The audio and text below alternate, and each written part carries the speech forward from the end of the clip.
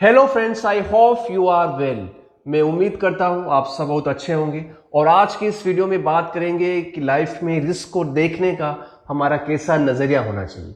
क्योंकि लाइफ में आप किसी भी फील्ड में जब ग्रो करने की कोशिश करते हैं तो वहां पर एक रिस्क का एलिमेंट भी होता है। अक्सर हम इस रिस्क के एलिमेंट को या तो बिल्कुल इग्नोर कर देते हैं या फिर इसको हम अच्छे से असेस नहीं कर पाते। तो इस वीडियो में बात करेंगे कि आप रिस्क को एक सही तरीके से देखते हुए लाइफ में कैसे ग्रो कर सकते हैं। Let's get started.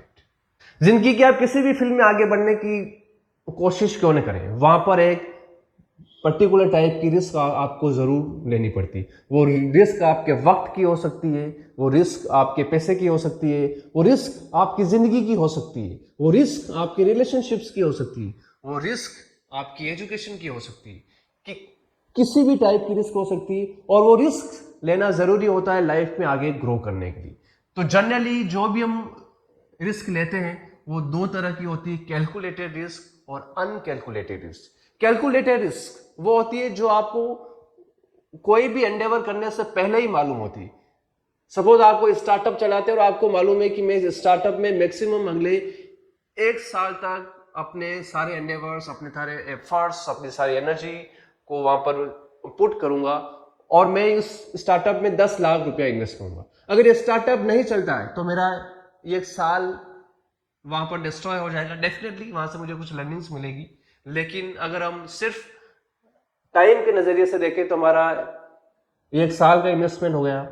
अगर हम पैसे के नजरिए से देखें तो हमारा 10 लाख रुपए का वहां पर लॉस हो गया। अगर हम एनर्जी के नजरिए से देखें तो हमारी काफी सारी एनर्जी वहां पर जो गई वो वेस्ट हो गई। तो ये हमारा मैक्सिमम जो है ना रिस्क है। और अगर वो बिजनेस फेल भी हो जाता है तो जो कोई बात नहीं, हम फिर से लाइफ में किसी सेकंड प्रोजेक्ट या थर्ड प्रोजेक्ट के ऊपर जो काम करेंगे।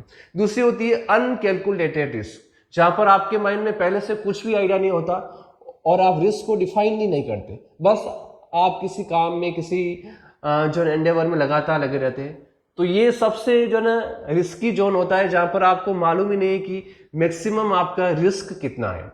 जब वो रिस्क उस लिमिट तक होती है जिसको जो आपकी मेंटल कैपेसिटी से बिल्कुल ऊपर की चीज है, तो वहां पर आप अपने आप को बिल्कुल ब्रोक फील करते हैं और अपने आप को फिर आपको रीडिफाइन करने की जरूरत पड़ती है। सो अब बात करते हैं ऐसे फ्रेमवर्क की जो आपको लाइफ में रिस्क को एक बेटर नजरिए से देखने में आपकी मदद करेगा। सबसे पहली बात, आप अपने गोल को क्लेरिफाई करिए। जो भी गोल आप अचीव करना चाहते हैं उसको आप लिखिए, क्योंकि लिखने से उस गोल के प्रति आपकी एक क्लैरिटी आती है। उसके बाद उस गोल से रिलेटेड जितने भी ऑप्शंस हैं उन ऑप्शंस को आप लिस्ट डाउन करिए और फिर हर ऑप्शन की रिस्क को आप असेस करिए और फिर उन ऑप्शंस की रिस्क के बेसिस के ऊपर आप ये देखिए कि कौन सा ऑप्शन ऐसा है जो आपको मैक्सिमम आउटपुट दे सकता है और जहां पर आपकी रिस्क रिजनेबल है और उस रिस्क को लेने के लिए आप मेंटली प्रिपेयर्ड है। और उसके बाद उस ऑप्शन के प्रति आप बिल्कुल कमिट हो जाइए और फिर अपना टाइम, मनी, एनर्जी सब कुछ उस ऑप्शन के ऊपर इन्वेस्ट करने के लिए तैयार हो जाइए।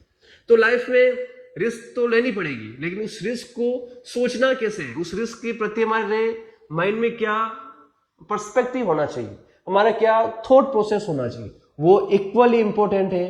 क्यों कि जिंदगी का जो सफर है ना, उसमें रिवॉर्ड के साथ साथ रिस्क भी चलती है। अगर आप रिवॉर्ड पाने की चाहत रखते हैं तो उस रिवॉर्ड के साथ में एक रिस्क भी लेनी पड़ेगी। बस आपको ध्यान में ये रखना है कि वो रिस्क कैलकुलेटेड होनी चाहिए। वो रिस्क जो आपके गोल्स हैं उनके पास आपको पहुंचाने में आपकी मदद करनी चाहिए। अगर आप ऐसा कर पा रहे हैं then you will become a good risk taker.